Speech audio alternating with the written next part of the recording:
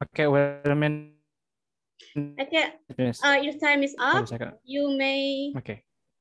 start your answer now. So you've got 2 minutes to describe your answer. I'll stop you when it's already 2 minutes. You may start, please. All right. A successful small business that I know about would be a company called Marq. Marq is actually a business that sells shoes and varsity jackets. They sell in a whole different bunch of colors, and I think those are actually some fascinating products. And actually, there is I know this business because this business is actually run by my friend, and my friend is the one who owns it actually. I saw his development from the beginning. It was developed and then until it was actually pretty popular. And I think that this business of his is successful because around 2 or 3 days ago, he actually made a stand in a fair called Urban Sneaker Society, and it turns out that his stand was one of the most successful stand in that fair, and he was actually called to have a meeting with 6 other big stands right there to talk about the future generation of Indonesia. So I know that his business is successful because not only did he get a lot of profit from his business, but because of the fact that even the society itself already consider that his business is one of the most important and successful one during those days. And that's what I can talk about. What I can talk about when we are talking about a small successful business. Okay. Would you like to run your own business? Uh, I think I actually would like to try to do that because, believe it or not, I have a passion in cooking actually, and I always thought about what if I try to make my own food business or something like that. But I haven't thought about it seriously though. Okay. So that's the end of speaking part 2. Now let's move to speaking part 3. So I'm going to ask you several questions related to the topic in speaking part 2.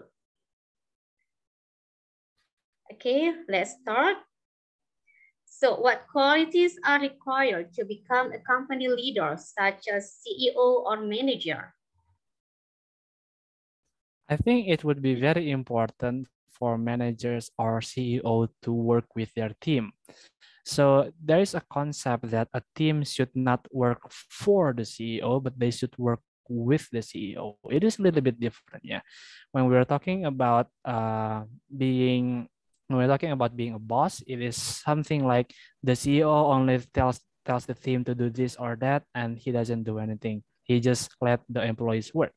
But if they want to be a leader, they should join their team and then try to discuss about what about the future plan and so on. So I think that in order to be successful, it is very crucial for the CEO or manager to be able to communicate with their team or to work together with their team. Okay, and then in general, what factors do you think to determine whether a small company will become successful or not? These days, it is actually important if we consider about the society itself. Because we live in a technological world, we know that reviews are everything nowadays. So if a lot of people gave solid positive reviews to such company, it will actually increase the company's popularity, and at the end, more and more people would be able to trust themselves to buy something or to invest in that company. I think that's the important thing, see. Okay, and do you think the latest technology plays an important role in a company's development? Of course, as I told you previously, yeah, technology has been the backbone of a lot of business or companies nowadays because advertisements and then perhaps promotions are actually done on the internet. So the way that they can be popular or the way that can be recognized by other people is to advertise themselves or promote themselves on the internet, where hundreds or even millions of people can actually see what it is about. Mrs. Annie, you are muted. I'm sorry. Okay, and what do you think of charitable organization? A charitable organization, I would think that they are marvelous because I have seen this on TV a lot, yeah, where they are actually doing a good deeds to help others who need the help. And I think that these kinds of organizations are the ones that we should pay attention to and to give our support to, because by helping them, we can actually help others because they will help other people who need things the most. And I think these types of organizations are actually very noble in terms of their cause.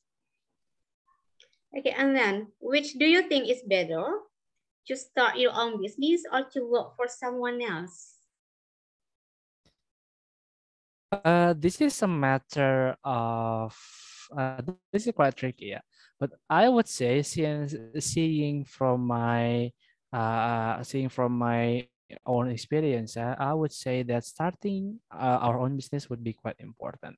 It is very famous for people nowadays to say something like, "Don't work for someone, but be your own boss." Said that has inspired a lot of people to create their own business, and this will be good for the value of our country, because usually these kinds of businesses or brands are the ones who will elevate the name of our own country, and they will actually show other countries that we are actually capable of making successful businesses like this. And of course, more businesses means that we will be able to open a lot of job opportunities for those who need it.